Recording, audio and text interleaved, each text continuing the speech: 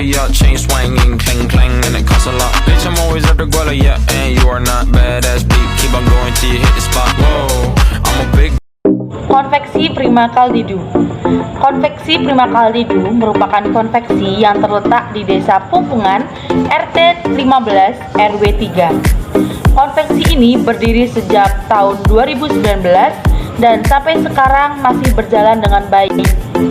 Untuk pemilik konveksi ini adalah seorang ibu rumah tangga yang bernama Ibu Desi. Awal mula dari hobi menjahit dan mengikuti sebuah pelatihan rajut, dan disinilah tertanamkan tekad yang besar untuk mendirikan sebuah toko kecil-kecilan yang memproduksi barang-barang yang berbahan dari rajut. Kami memilih produk tas rajut. Mengapa harus memilih tas rajut? Alasannya, di era modern ini, tas rajut merupakan tas yang masih bisa dibilang langka dan sangat digemari oleh kaum wanita dikarenakan tas ini itu terlihat unik dan juga menarik, dan hanya orang-orang kreatif yang bisa membuatnya. Dan kami yakin bahwa rajut akan mendunia dan sangat dapat memberikan feedback sukses untuk kedepannya. Assalamualaikum warahmatullahi wabarakatuh. Terima kasih atas kesempatannya. Saya Ika Yuna Budianti, NIM 2020210463 akan menjelaskan tentang proses pembelian. Bahan-bahan yang dibeli antara lain benang nilon 12 roll, resleting 100 meter, label produk 200 pieces, plastik kemasan 200 pieces, furing 10 meter, dan jarum hakpen 10 biji. Pembelian pada bulan Desember ini dilakukan hanya satu kali, namun membelinya dalam jumlah banyak agar cukup untuk membuat 200 buah tas rajut. Untuk benang, resleting, furing, dan jarum hakpen, pemilik usaha membelinya di toko kain, sedangkan plastik kemasan membelinya di toko serba ada, dan untuk label produk, pemilik usaha mencetak labelnya di tempat percetakan. Baik, terima kasih atas kesempatannya.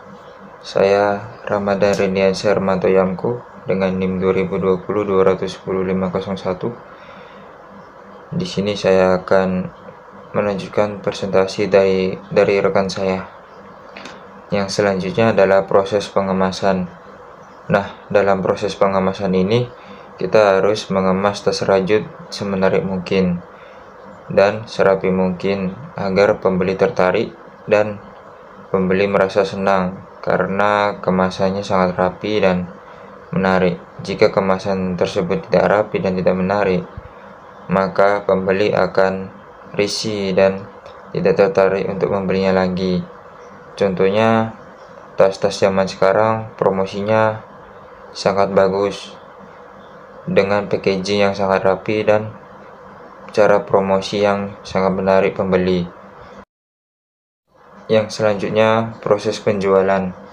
Menurut saya, dalam melakukan proses penjualan ini, kita harus pintar-pintar mempromosikan produk kita dan kita harus membuka atau membuat akun all shop agar bisa diaplikasikan lebih luas lagi. Terutama kita harus membuat akun di Tokopedia, Shopee, Lazada, dan lain-lain.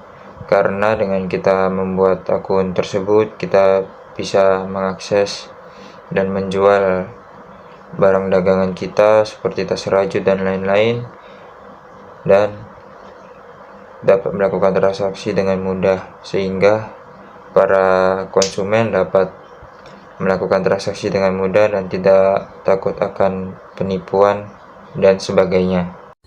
Baik, terima kasih atas kesempatannya. Saya Fani Rahmadina dengan NIM 2020-210-467 akan menjelaskan tentang identifikasi biaya selama 1 bulannya. Dalam 1 bulannya, akan memproduksi sebanyak 200 buah tas rajut. Biaya-biaya yang dikeluarkan untuk membuat tas rajut ini adalah benang nilon, jarum, resleting, furing, plastik kemasan, label, serta biaya utilitas yang meliputi listrik dan juga wifi. Untuk furing, resleting, label, dan juga plastik kemasan termasuk ke dalam biaya langsung yang bersifat variabel, karena setiap bulannya jumlah biaya-biaya ini dapat diproduksi banyaknya. Lalu untuk benang nilon masuk ke dalam biaya tidak langsung yang bersifat variabel. Sedangkan untuk jarum biaya listrik dan juga biaya wifi, termasuk biaya tidak langsung yang bersifat semi variabel. Untuk menghasilkan 200 tas di 1 bulannya, memerlukan benang nilon sebanyak 12 roll. Untuk harga 1 rollnya yaitu 60.000. Lalu untuk jarum, kan 10 jarum untuk membuat 200 buah tas. Untuk harga jarumnya yaitu sebesar 10.000 setiap jarumnya. Lalu untuk resleting, harganya yaitu 5.000 per meter. Untuk 1 meternya dapat digunakan untuk menghasilkan 2 buah tas. Jadi, setiap bulannya memerlukan 100 meter resleting untuk membuat 200 buah tas. Lalu untuk furing yaitu 25.000 per meter dan memerlukan 10 meter untuk menghasilkan 200 tas. Lalu untuk plastik kemasan yaitu sebesar 2.000 per bijinya dan memerlukan 200 biji untuk membuat 200 tas. Pendapatan selama 1 bulan yaitu sebesar 6 juta yang merupakan pendapatan kotor. Dengan biaya-biaya yang dikeluarkan yaitu BBL yang meliputi furing, resleting, label dan juga plastik kemasan, dan BOP variabel yang meliputi benang nilon, jarum, biaya listrik dan juga wifi. Untuk BBL yaitu sebesar 1.180.000 dan juga BOP variabel sebesar 1.670.000. Jadi untuk biaya yang dikeluarkan yaitu sebesar 2.850.000. Sedangkan untuk pendapatan bersihnya yaitu sebesar 3.150.000. Assalamualaikum warahmatullahi wabarakatuh. Terima kasih atas kesempatannya. Di sini saya akan menjelaskan tentang analisis prospek usaha.